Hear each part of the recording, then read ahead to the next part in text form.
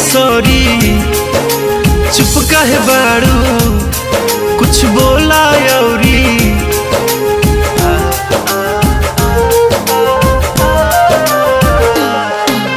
Sorry sorry very sorry चुप काहे बाड़ू कुछ बोला औरी। बोला रतिया में सपना सतावे लखना पिया हो गले के याद तोहरा आवे लखना पिया हो गले के याद तोहरा आवे लखना।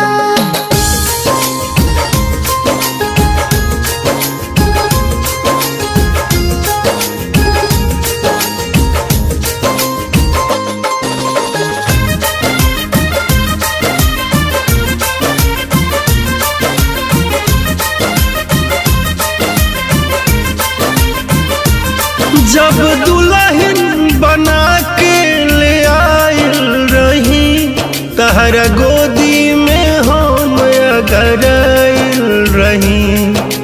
भोरे भोरे रखिया दोनों लाल भइल रहे राजा जी के गोदिया में कमाल भइल रहे।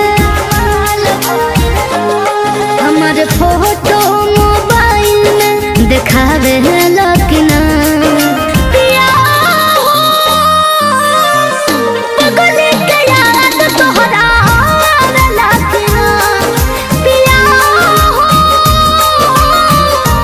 गले के याद तोहरा आवे लखना।